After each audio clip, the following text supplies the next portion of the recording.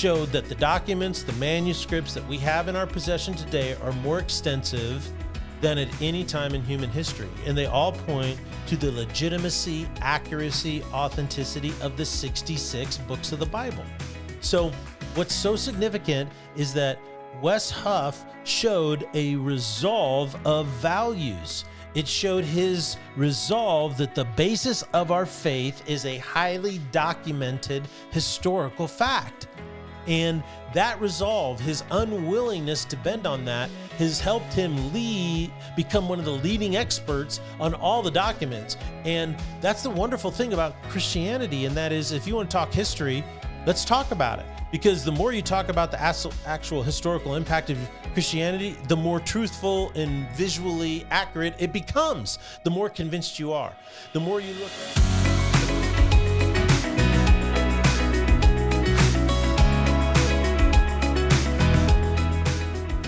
Welcome to the Salty Pastor Podcast. Today, what does Wes Huff on Joe Rogan podcast, the inauguration, the fires in LA, and the hostage crisis in Israel have in common?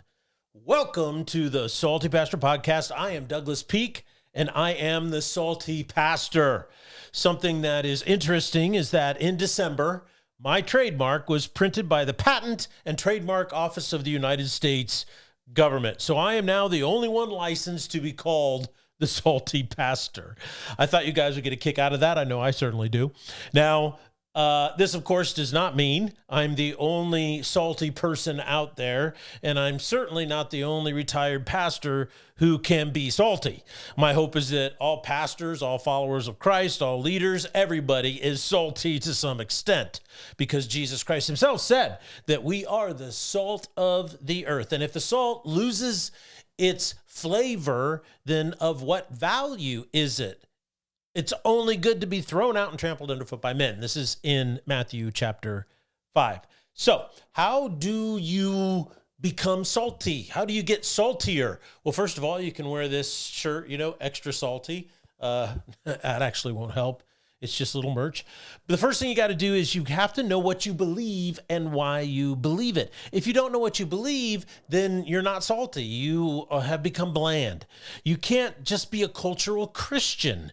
What that basically means is someone who grew up in a Christian home and you believe culturally what you've been told to believe. You've never questioned your beliefs. You've accepted it on blind faith.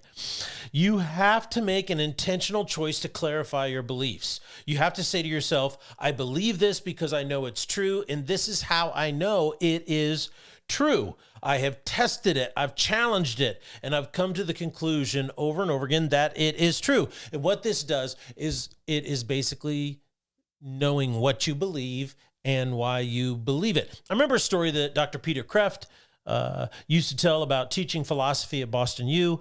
He's retired now, but he was a professor there for many, many years, and he would teach introduction to philosophy, and he'd have, 500 kids in this gen ed course. And one of the things he would do at the very beginning is he would kind of divide everybody into two groups. He'd say, hey, if you believe in God, if you're a theist, move to this side of the room. If you're an atheist, move to the other side, or agnostic, move to the other side. What he found is that it was generally kind of like close to a 50-50 split. And then he would pair them up, and he says, okay, your first goal in this, or the first assignment in this class, is you need to argue for the position, there is a God or there isn't a God. He goes, but what I want is I want the atheist to argue there is a God position, and I want those who believe in God to argue the atheistic position. And so these people would argue, and he said the stuff that came out of that was fascinating to him. And he said what he found is that the Christians had the most effective arguments against God. But those who didn't believe God had the weakest arguments for God. And he said that was so revealing to him, because what it showed him is that people who believed in God had actually wrestled with the real arguments, that they had engaged their rational mind more than atheists had. And so that's what the Salty Pastor is all about. It's helping people grow deeper in their faith, because these people believe fluff is not enough. They want to know what they believe and why they believe it. They want to know that what they believe is rooted not in just biblical truth, but that biblical truth is rooted in a definition of reality that is most accurately described by science, by rationality, by archaeology, by history, by philosophy, by logic, by mathematics. And that is why the Salty Pastor exists. Because when you know the logic and the reasoning and the rationale and the philosophical underpinnings of your faith, it brings strength and power and courage to your faith like never before. So today, I want to talk about a number of things that are coalescing together all at once. Joe Rogan interviews Wes Huff about the manuscript evidence for Christianity. Then there are a hostage issue in Israel, and there has been a flurry of negotiations going on before the inauguration, which is another thing that I want to discuss. The inauguration is going to happen in 7 days. And then finally, LA is on fire. I mean, it's apocalyptic in many ways. So what do all of these disparate things have in common? And does the Bible have anything to say about it? Well, I would like you to consider this, that the common denominator in Joe Rogan's interview of Wes Huff, the issue of the hostages in Israel, the inauguration, and the fact that LA is on fire is all about a resolve of values. That's right. It is a resolve of values. And the Bible speaks directly to this. I want to show you a little bit of the derivation or the origin of values and how they exploded into the Roman type of philosophical approach to life and how it radically changed everything and birthed Western civilization, which has been, in Tom Holland's book, Dominion, has been well documented. But I want to read to you out of 1 John, the following words, okay? In the beginning was the Word, and the Word was with God, and the Word was God. He was in the beginning with God. All things came into being by him, and apart from him, nothing came into being that has come into being. In him was life, and the life was the light of men. And the light shines in the darkness, and the darkness did not comprehend it.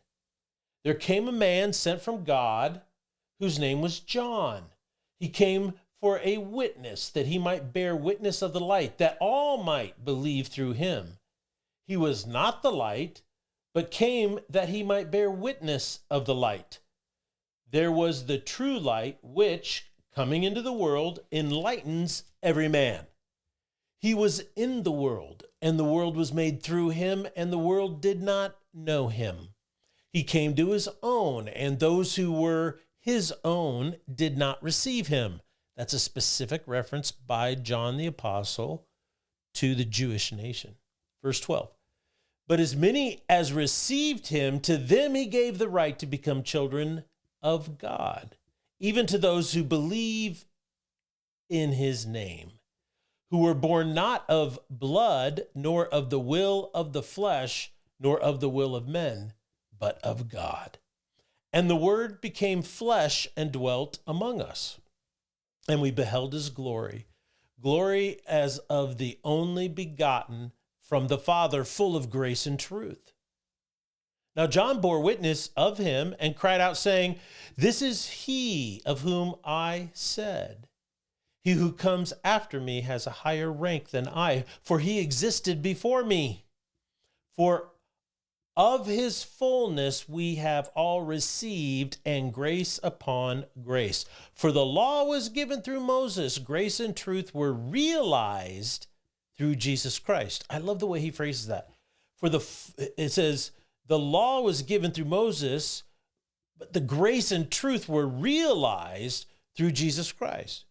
No man has seen God at any time, the only begotten God who is in the bosom of the Father, he has explained him. So what he's saying is that Jesus is God, and when we see Jesus, we understand the nature of God. Now, The reason this is significant is because the impact of John's gospel has been overwhelming for the following reasons. Number one, he's saying that Jesus is the Logos, the living truth. Number two, Jesus is God and was pre-existent with God. Number three, he says that Jesus became flesh and dwelt among us, and that for when we know Jesus, when we see Jesus, by knowing him, we know God. So there's no more guessing, there's no more wondering, no more feeling like a pawn in the game of the gods that the Romans worshiped and constantly played with one another, using human beings as pieces on a chessboard, so to speak. What this did, and this is why it was so radical at this time, is it challenged the very foundation of philosophical thought and all innovation and all progress. And that is it created a single depository of values. There was one place, Jesus Christ and Christ alone, where every person could look and understand the values of God. That's the power of that verse. Verse 18, no man has seen God at any time. The only begotten God who is in the bosom of the Father, he has explained him. So, I mean, wow, this is incredible. He's saying that the only way that we know the values of God is in Christ. So if you know Christ, then you know the values, and it takes all the guessing away. The greatest values of human existence can now be known in Jesus Christ. And what this did is this brought a conviction, a clarification, a resolve of values. And you see this play out through 2,000 years of history. You see Christianity bringing a resolve of values that are found in Jesus Christ. And these values never change. What happens is in Western civilization, over time, you see them disseminating and, like salt, seasoning the thinking in Western civilization over and over and over again, even when those who claimed to represent God here on earth, for instance, the Roman Catholic Church and then the Eastern Orthodox Church, they would depart from biblical values. They would always, you'd see reform movements break out immediately. Well, case in point, if you really want to read something salacious and interesting about the Roman Catholic Church, just Google the Borgia popes. That's Borge. Believe me, your eyes will be opened quick and you'll be shocked about what you read. My point is simple. It's very clear.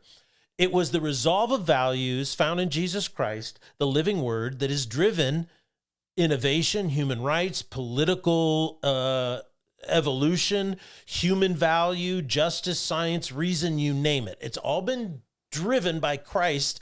All of these values that we love today and cherish all derive from the person Jesus Christ. And it was the resolve being committed to those values over a long period of time that you see Western civilization become what it has become, in many ways culminating in America.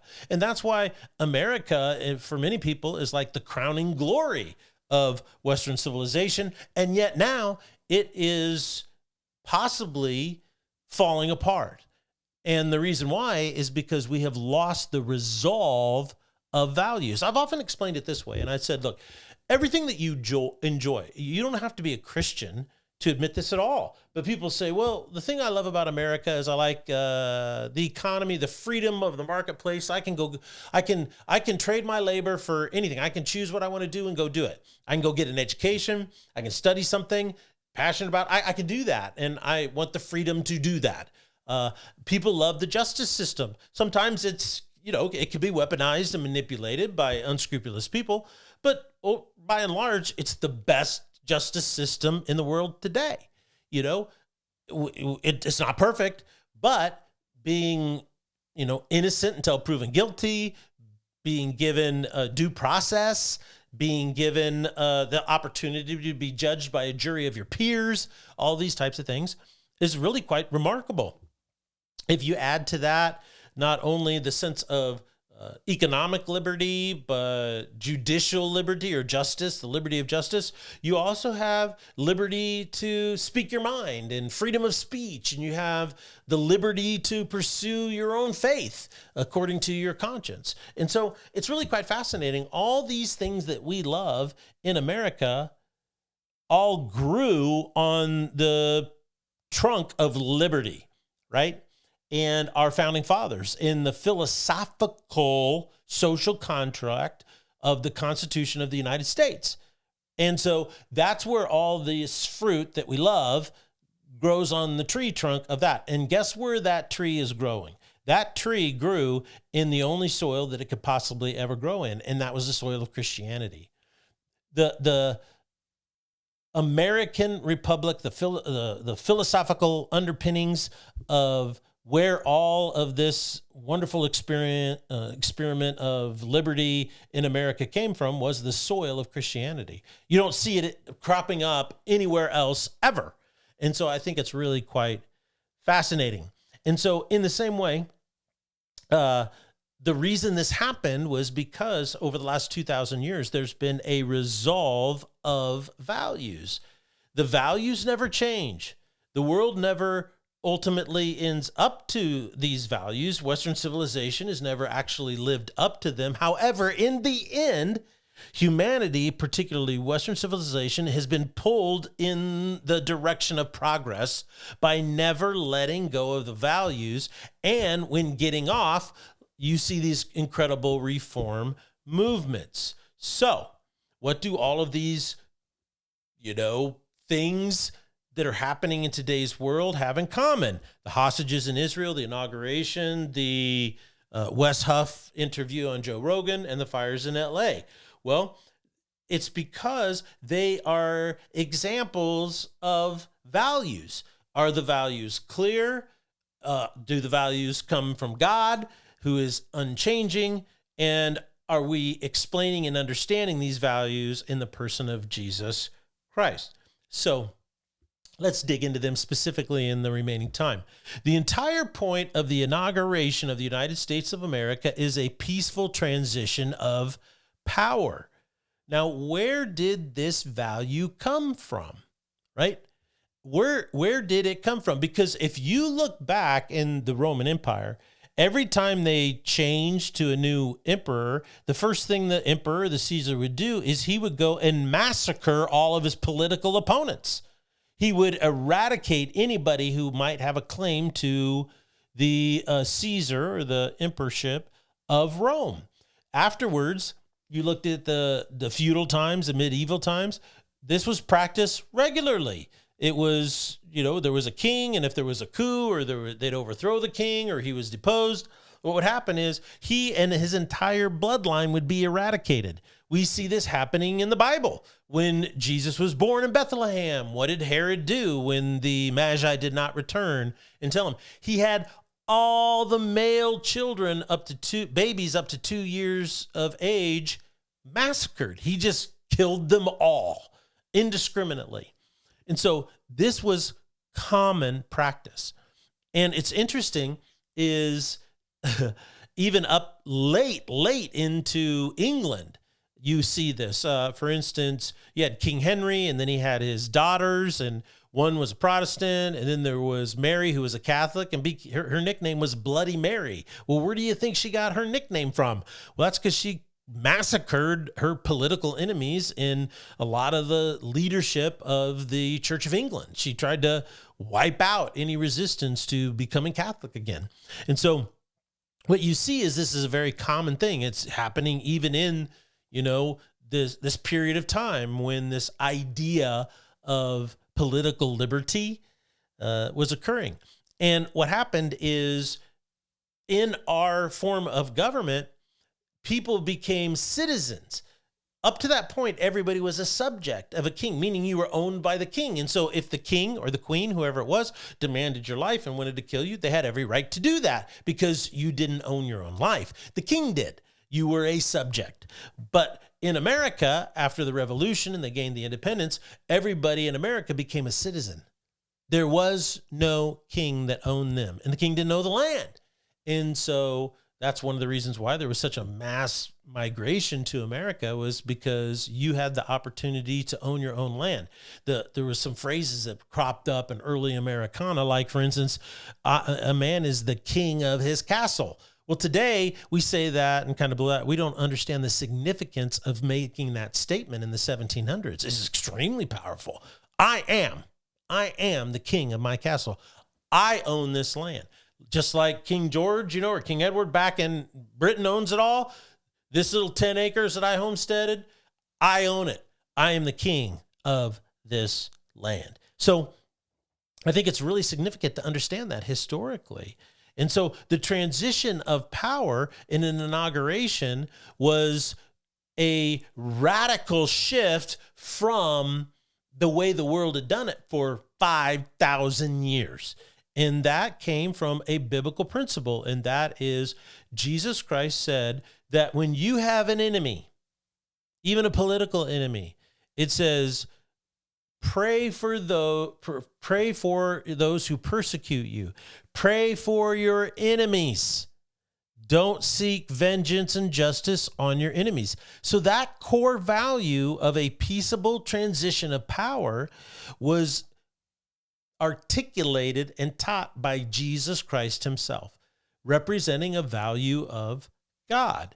And so that's what the inauguration, it doesn't matter who's getting inaugurated. What matters is that it is a peaceful transition of power. And it's happened for 200 and I don't know, when's our 250 year anniversary? It's coming up here pretty quick. So I think that's significantly important. Number two, Wes Huff on Joe Rogan occurred because of Billy Carson. Now, you may be unfamiliar with what's going on. Maybe don't listen to Joe Rogan, but just so that you know, Joe Rogan has 100 million something listeners. He's massive. He's bigger than all of the major networks and cable news networks combined in his listenership. It's absolutely phenomenal, his reach. And he's just a curious guy, and he goes in all kinds of directions. And what's interesting is that there was a man in the last few years who's risen up by the name of Billy Carson. He's a really good speaker, talker, but he's been making the rounds of all the podcasts, and he created a little media empire, making tons of money by claiming that all of the early documents of Christianity were made up. He said that the Sinai Bible and the Masoretic text and all this existed before the King James, which is true, and everybody knows that. But he said that it's completely different. And, the Sinai Bible claims that Jesus never was crucified or rose from the dead. Well, what's interesting is he basically was a critic and undermining the veracity or the truthfulness, the authenticity of our New Testament Bible. And so he went on a podcast and he debated a young man who no one had ever heard of. His name was Wesley Huff. And this guy is an apologist from Canada. He has degrees in ancient manuscripts, ancient texts and manuscripts. That's his focus. And he basically cleaned Billy Carson's clock. I mean, he revealed that Billy Carson was a charlatan and had no idea what he was talking about. And the way he went about it was absolutely phenomenal, because he didn't get on there and go, Billy Carson's a charlatan, he's terrible. He didn't do that. Later on he said, well, in 1 Peter it says you should be ready to give a defense for the hope that is in you, but do so with gentleness and reverence. And so what he did is he just gently and reverently respected Billy and asked him to explain and how it compared and to read things. And Billy himself is the one who had to start retracting all of his claims. And so it's a phenomenal thing to see that. And it's just taken the internet by storm. And so Joe Rogan, of course, said, well, my goodness, we have to have this guy on. And what he did is he brought the receipts. And I think Joe Rogan was very, very impressed, because Wesley Huff showed that the documents, the manuscripts that we have in our possession today are more extensive than at any time in human history. And they all point to the legitimacy, accuracy, authenticity of the 66 books of the Bible. So what's so significant is that Wes Huff showed a resolve of values. It showed his resolve that the basis of our faith is a highly documented historical fact.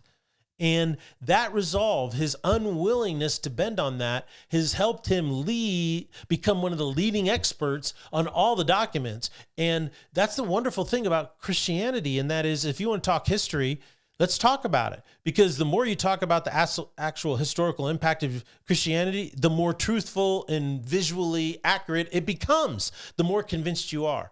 The more you look at Christianity and science, the more you talk about it, the more you study it, the more it becomes overwhelming that Christianity is what birthed the scientific revolution. When you look at archaeology, I mean, the illustrations go on and on and on. And that is that Christians should never be afraid of hardcore introspection on the truth. We should be willing to go dig deep and see what we're going to discover, because in the end, maybe not in 6 months or 2 years or 5 years now, the truth always pulls back to this resolve of values. Evolution is a perfect example. Evolution became the predominant teaching in American public school systems starting in the early to mid 1900s. The Scopes monkey trial was a big, cultural phenomena. I studied it when I was school. And yet today, more and more scientists are abandoning the theory of evolution, right? G.K. Chesterton said it this way. He says, you talk to an evolutionist and they'll tell you everything about the missing link. They'll tell you what it was like. He says they seem to know everything about it except for the operable word, it's still missing.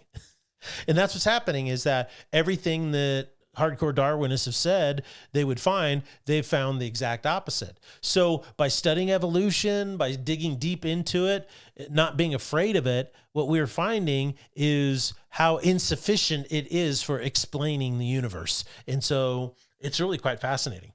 William Lane Craig right now is saying that there is actually what does he call it? A renaissance of Christian philosophers and scientists, because so many of them are becoming theists, because the secularist definition of reality is just insufficient for what they're discovering and finding. So I just can't wait till we discover even more. We shouldn't be afraid of it. We should embrace it. And now we should be skeptical when someone says, well, the scientific fact proves there is no God. Well, I'm at the point now where anytime anybody says that, I go, what a bunch of hooey. It's just a bunch of hooey. It's like, you don't know that. And it takes time. And ultimately, the resolve of values wins out. There is a God and you're not him. And the more we study and learn, the more we understand the core values of God. Let's keep going. Another place that you see a resolve of values in the hostages of Israel. Today, on our campuses, in various public squares, there is a Free Palestine movement. And it has been screaming that Israel is committing genocide. And the Palestinians are victims of the great oppressor, Israel. And what they fail to admit is that the oppression they claim is occurring would stop immediately if Palestine would simply give the hostages back and lay down their arms. Israel was not at war with Gaza. Israel was actually bringing thousands and thousands of Palestinians from Gaza to work, giving them work permits. They were their own country. They were elected their own leaders, which was Hamas. And so Israel had pulled out. It was their own country. They could do whatever they want. But because they were so corrupt and they were so focused on the massacre of Jewish people and the destruction of the nation of Israel, even Egypt didn't want to have anything to do with Palestinians, right? And so I find that such a fascinating thing. And I want you to see something, and this might shock you a little bit, but this is a video of the LA fires happening. And there's something going on in this video. I want you to watch it here real quick.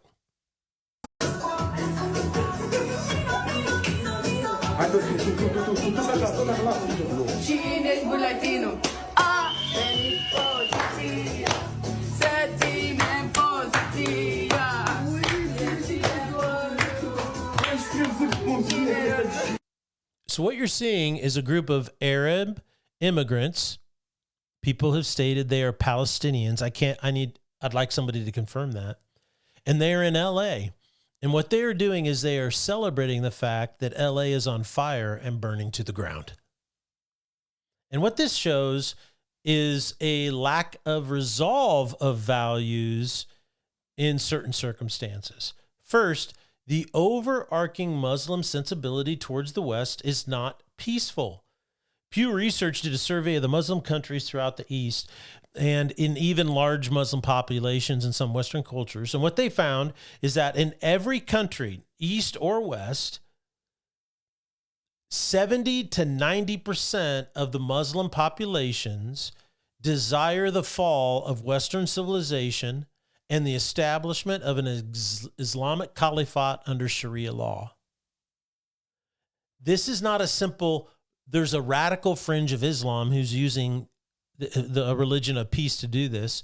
It is the core of Islamic teaching. That isn't phobia to say that. It's just accurately reporting the facts.